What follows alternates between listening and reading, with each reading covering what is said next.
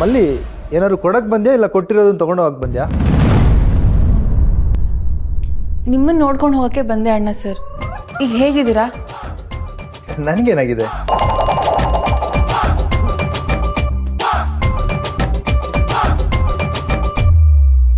ನಿಮಗೆ ಆಕ್ಸಿಡೆಂಟ್ ಆಗಿದೆ ಅಂತ.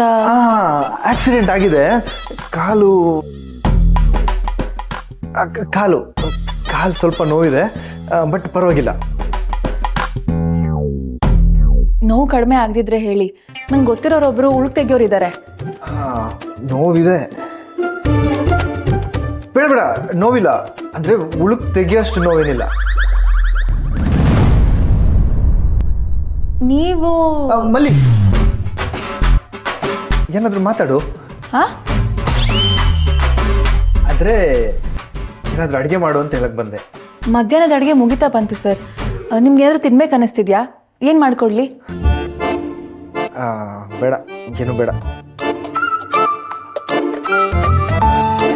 ವಿಕ್ಕಿ, ನೀವು ಮಲ್ಲಿ ಬೇಕು ಬೇಕು, ನಂಗೇನೋ ಕುಡಿಬೇಕನ್ನಿಸಿದೆ. ಹೋಗ್ತೊಂಬ. ಏನು ಮಾಡ್ಕೊಳ್ಳಿ ಸರ್? Black coffee ತಂದ್ಕೊಡ್ಲಾ? ಅಯ್ಯೋ, ಆ ಕಹಿ ಕಾಫಿ ನನಗೆ ಯಾಕೆ ಕೊಡ್ತೀಯಾ? ಅದನ್ನ ಯಾರು ಕಾಫಿ ಅಂತಾರ?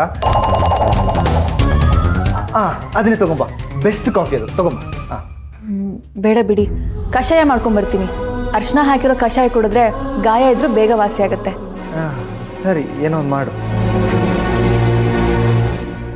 ಮಲ್ಲಿ, ಮಧ್ಯಾಹ್ನದ ಅಡುಗೆ ಏನು ಮಾಡ್ತಿದ್ಯಾ?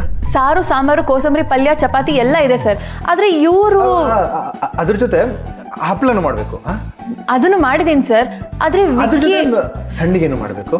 ಅದನ್ನು ಮಾಡ್ತೀನಿ ಸರ್. ಆದ್ರೆ ವಿಕ್ಕಿ ಯಾಕೆ ಇಲ್ಲಿದ್ದಾರೆ?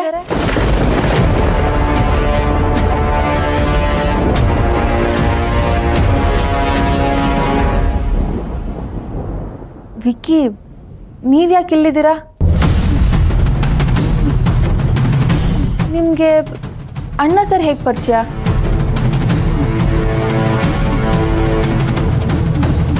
ಮೊನ್ನೆ ಹೊರಗಡೆ ಸಿಕ್ಕಿದ್ದಾಗ ರಾಂಗ್ ಅಡ್ರೆಸ್ಸು ಅಂತ ಅಂದ್ರಿ. ಇವತ್ತು ನೋಡಿದ್ರೆ ಮನೆ ಒಳಗಡೆನೇ ಇದ್ದೀರಾ. ಅದು ಅಣ್ಣ ಸರ್ ರೂಮಲ್ಲಿ. ನಿಜ ಹೇಳಿ ವಿಕ್ಕಿ, ನಿಮಗೂ ಈ ಮನೆಗೂ ಏನು ಸಂಬಂಧ?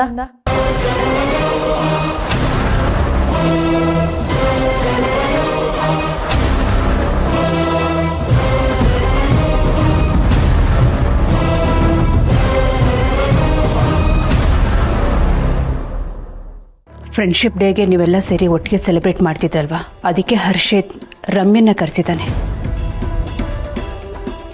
ಅವಳು ಇಲ್ದಿದ್ರೆ ಸೆಲೆಬ್ರೇಷನ್ ಕಂಪ್ಲೀಟ್ ಆಗಲ್ವಾ ಮಿಥಿಲಾ?